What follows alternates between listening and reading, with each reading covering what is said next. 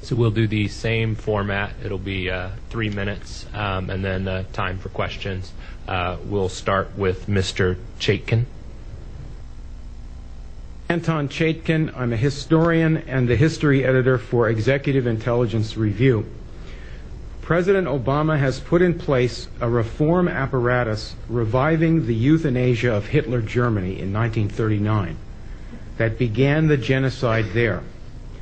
The apparatus here is to deny medical care to elderly, chronically ill, and poor people, and thus save, as the president says, $2 to $3 trillion by taking lives considered not worthy to be lived, as the Nazi doctors said.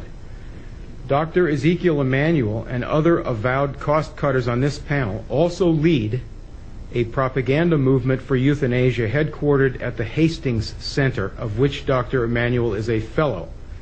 They shape public opinion and the medical profession to accept a death culture such as the Washington state law passed in November to let physicians help kill patients whose medical care is now rapidly being withdrawn in the universal health disaster. Dr. Emanuel's movement for bioethics and euthanasia and this council's purpose directly continue the eugenics movement that organized Hitler's killing of patients and then other costly and supposedly unworthy people. Dr. Emanuel wrote last October 12th that a crisis, war, and financial collapse would get the frightened public to accept the program. Hitler told Dr. Brandt in 1935 that the euthanasia program would have to wait until the war began to get the public to go along. Dr. Emanuel wrote last year that the Hippocratic Oath should be junked. Doctors should no longer just serve the needs of the patient. Hoche and Binding, the German eugenicists, exactly said the same thing to start the killing.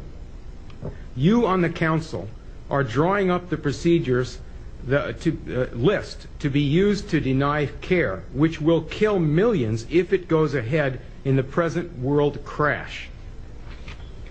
You think perhaps the backing of powerful men, financiers, will shield you from accountability, but you are now in the spotlight.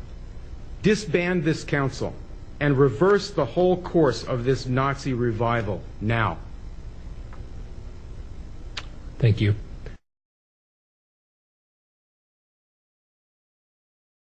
A quick break. I'm going to ask for questions and comments. Ms. Zuckerman, if you can come up, and I'm opening it up to the panel. And you'll... Yes, we're still going to, Ms. Williams, you're still going to get to talk. I'm going to ask Ms. Zuckerman to come up and join you. We're going to take a quick stop in the panel to open it up for comments or questions, because we have a few folks who have to potentially go. The whole transcript will be available, though, and all comments will be shared with all council members.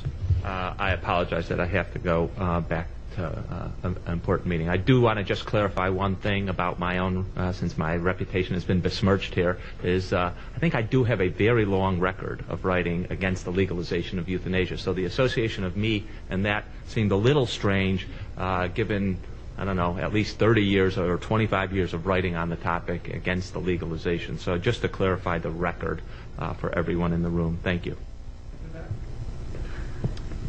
No. That you're opposed to assisted suicide, but that you are in favor of the withdrawal of medical care, which accomplishes the same thing. So you had this article with Margaret Thatcher, who is an accomplished... So, sir, it's not a... your statement was read into the record. It's not the time for debate, but we appreciate your comments. And we apologize for the break in the panel, but we just wanted to have that break.